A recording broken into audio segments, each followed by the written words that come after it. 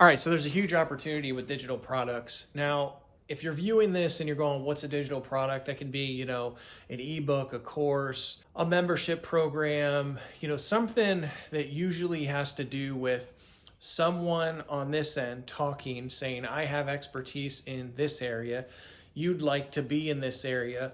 Let me help you get there. That's usually, the core of a digital product. It's a guide, it's a transformation, it's a course, it's a mastermind, it's a group thing.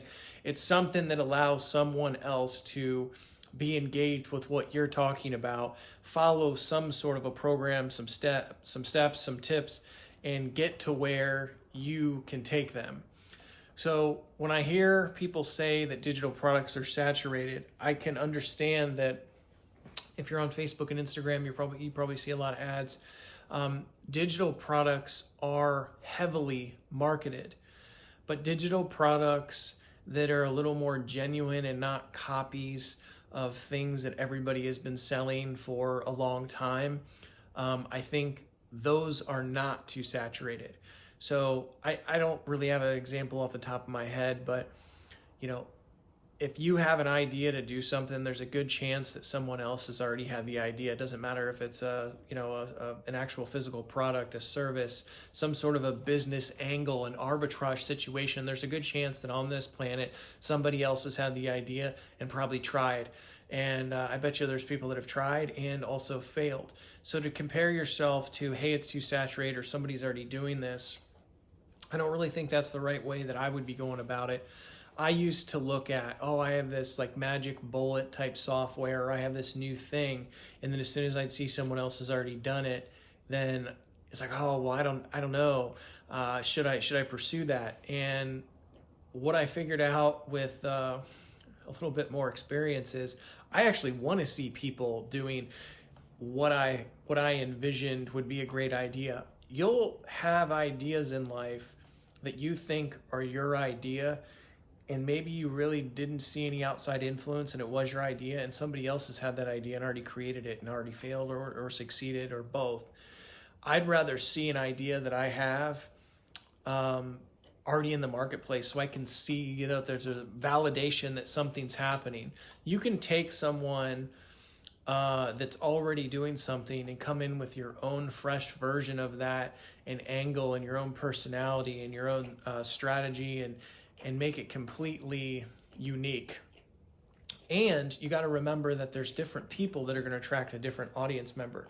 What I see a lot in the self-education space, there's a lot of women that sell digital products, courses, ebooks, programs, masterminds. And when you go to their website and you go to their sales page, it's pink. It's going to attract women. There's not a lot of men that are going to go and be a part of a program, especially if it's some sort of an engaging program where you're doing live calls and you're maybe a live version of a meetup or something.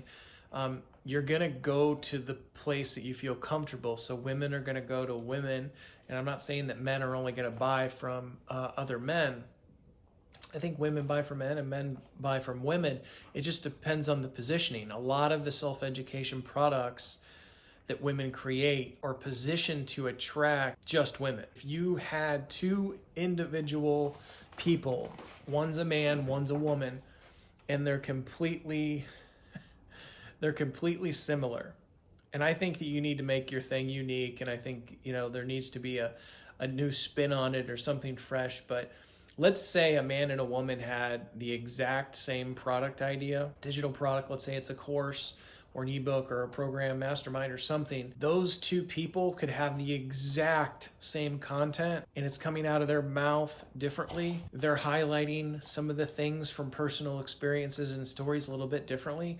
And it's still going to attract a different customer just because of who they are, what they look like, how they talk, how relatable they are to a potential customer. And I like that because it means that there's room for everybody to do what they want to do within reason. I'd say if you're providing value and you can reach an audience that begins to like you and know you and respect you, there's probably a place for you to create a business around it. If you're authentic, you solve a real problem, you can relate with your audience, and you show up consistently, and you have proof that you can do a thing and teach those other people a thing that will get them from point A to point B, I think you're on the right track.